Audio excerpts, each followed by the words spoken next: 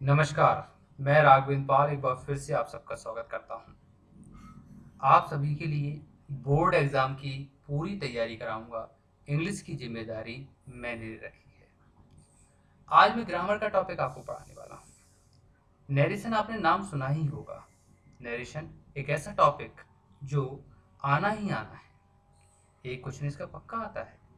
सबसे बड़ी बात कि अगर हम भविष्य में तैयारी करना चाहते हैं, हम जॉब प्राप्त करना चाहते हैं, एक कॉम्पिटिटिव किसी एग्ज़ाम की तैयारी करना चाहते हैं, तो आपके लिए नरेशन बहुत इम्पोर्टेंट है।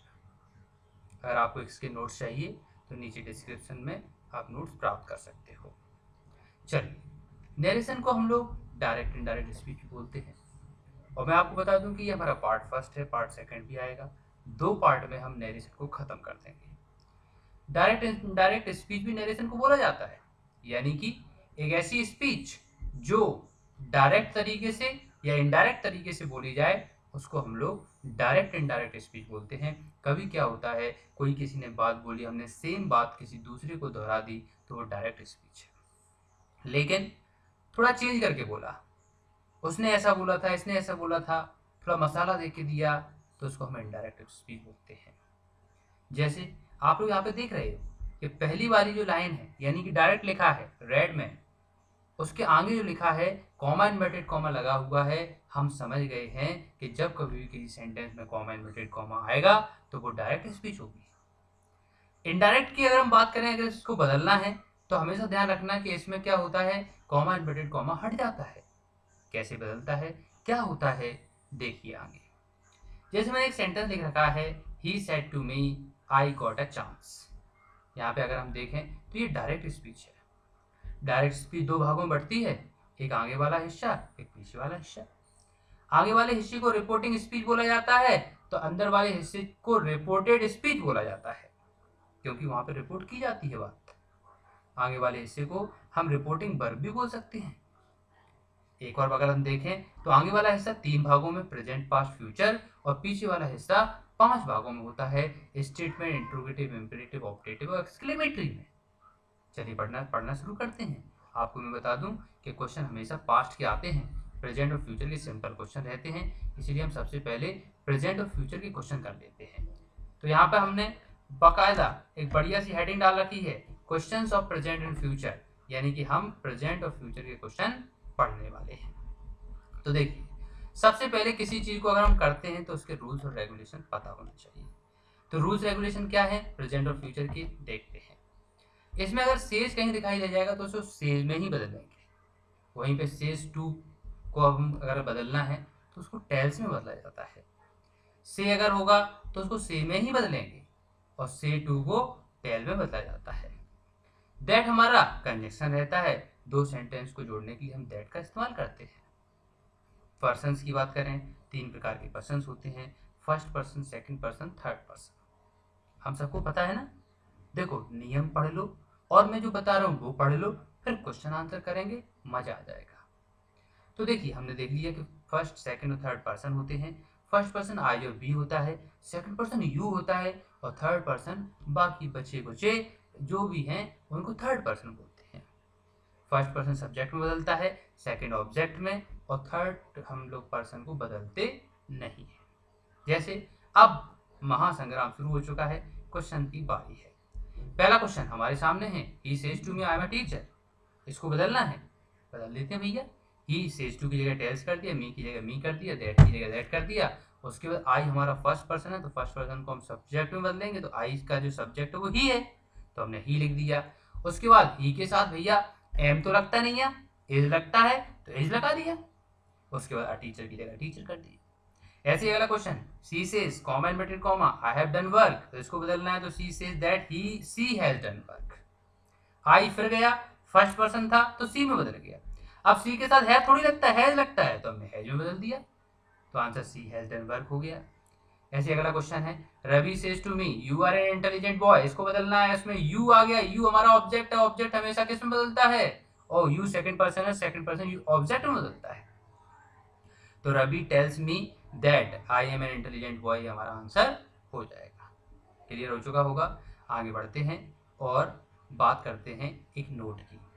आपको पता है अगर यूनिवर्सल ट्रुथ या प्रोवर्ब्स आ जाए आप कहोगे ये क्या होता है, तो यूनिवर्सल ट्रुथ का मतलब होता है सार्वभौमिक सत्य जो दुनिया जिसे मानती है। वहीं पे प्रोवर्ब्स की बात करें तो प्रोवर्ब्स का मतलब कहावतें होता है। दोनों अगर किसी सेंटेंस के बाद में मतलब बाद वाले सेंटेंस में आते हैं तो हम उनको वैसे का वैसे ही रखते हैं, उनको बदलते नहीं हैं। जैसे he said to me electrons are negatively charged, तो आंसर क्या हो जाएगा, he told me that electrons are negatively charge. अंदर वाला हिस्सा बदला नहीं है, बाहर का बदल दिया बस। क्यों? क्योंकि ये सार्वभौमिक सत्य यानी यूनिवर्सल ट्रुथ है। यहीं पर सेकंड क्वेश्चन है, my teacher says the earth moves around the sun. ये हमारा क्वेश्चन है, इसका आंसर होगा my teacher says, comma inverted comma की जगह दैट लगाया, उसके बाद the earth moves around the sun. ये हमारा आंसर हो चुका है। क्लियर हो गया होगा। आगे बढ़ते हैं और सीधे क्वेश्चंस ऑफ पास्ट की बात करते हैं। सबसे इंपॉर्टेंट है भैया questions of past. Questions of past में अगर हम बात करें तो सबसे पहला नियम हमारा क्या है ये देख लीजिए। सबसे पहला नियम है सेड सेड में बदलता है, सेड टू टोल्ड में बदला जाता है, और दैट शुड बी कंजक्शन, यानी दैट को यहाँ पे कंजक्शन के रूप में यानी कि दो सेंटेंस को जोड़ने के लिए दैट का इस्तेमाल करेंगे। अब बदलना सीख लेते हैं कि बदलते कैसे। तो भैया वर्ब की फर्स्ट फॉर्म हो एस या यस हो, डू या डज हो, तो वर्ब की सेकंड फॉर्म डिड में बदलेंगे। इज आर एम हो वॉज वर्ब में बदलेंगे। हैज और हैव हो हैड में बदलेंगे। हैज बीन हैव बीन हो हैड बीन में बदलेंगे।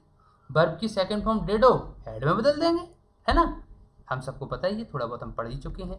वहीं पे वॉज वर्ब हैड बीन में बदलता है, हैड हैड में बदलता है, हैड बीन में बदलता है, विल वुड में बदलता है, सेल शुड में बदलता है, कैन कुड में बदलता है। सारी लिस्ट मैंने दे रखी है।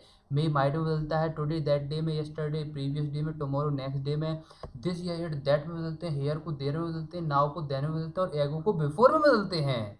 ये हमने सीख लिया।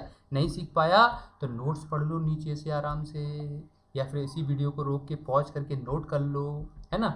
अब हम क्वेश्चन बनाना शुरू करते हैं। पहला क्वेश्चन है, he said to me I have drunk a glass of water.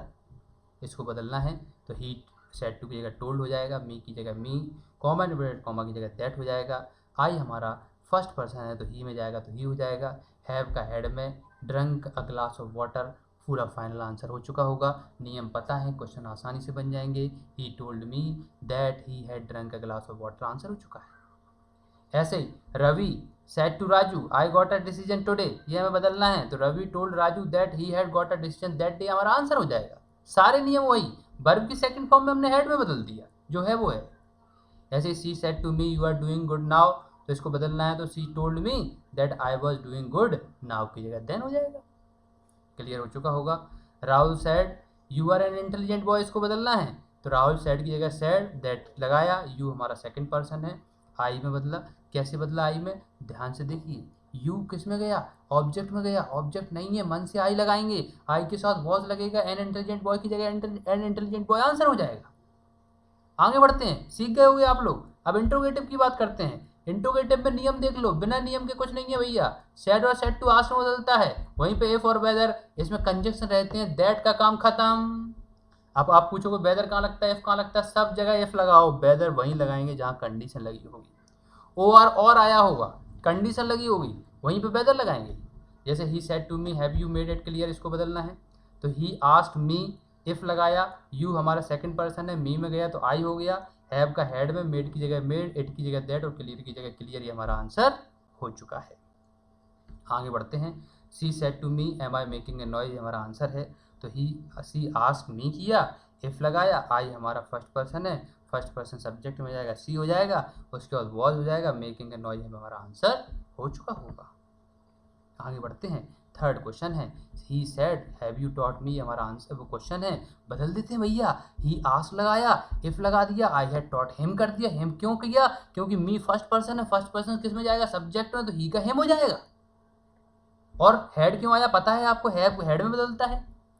ऐसे ही she said to me is Raju doing work hard, sorry is Raju doing work, और नॉट आ गया, और नॉट आ गया तो वेदर में बदलेंगे। क्यों, क्योंकि और की कंडीशन आ गई, यानी कि कंडीशन लग चुकी है। She asked me whether Raju was doing work, ये हमारा आंसर हो चुका होगा। ये इस तरह से हम लोग इंट्रोगेटिव करते हैं।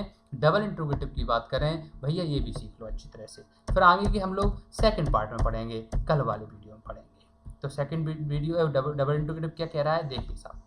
इसमें सेड और सेड टू आस्क में बदलता है, क्वेश्चन वर्ड इसमें कंजक्शन रहता है। तो देखो देखो जैसे हम लोग इंट्रोगेटिव बना रहे थे वैसे डबल इंट्रोगेटिव बनाएंगे। He said to me comma inverted comma why did you take tension, इसको बदलना है। ही आस्क्ड मी किया, व्हाई लगाया, उसके बाद हमने यू को ऑब्जेक्ट में बदल दिया तो आई कर दिया, है डिड की जगह हैड कर दिया, टेक का टेकन कर दिया और टेंशन की जगह टेंशन कर दिया।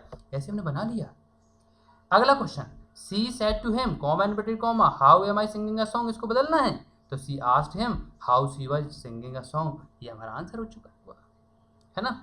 ऐसे हम आसानी से बदल रहे हैं। आगे बढ़ते हैं, लास्ट क्वेश्चन आज का। They said what are they doing, इसको बदलना है तो दे आस लगाया, व्हाट की जगह व्हाट लगा दिया, दे की जगह दे, क्योंकि दे हमारा थर्ड पर्सन नहीं बदलेगा भैया, आर को हमने वर्ब में बदलेगा, डूइंग की जगह डूइंग कर दिया। ये इस तरह से हम डबल इंट्रोगेटिव भी सीख चुके हैं। अगले वीडियो में इंपरेटिव सेंटेंस, ये आप देख रहे हो जल्दी जल्दी जो मेरे घूम रही है, इसको मैं आपको अगले वीडियो में सिखाऊंगा और क्लियर कर दूंगा आपके नरेशन। बहुत बहुत धन्यवाद, मिलता हूँ नेक्स्ट वीडियो में। Thank you very much.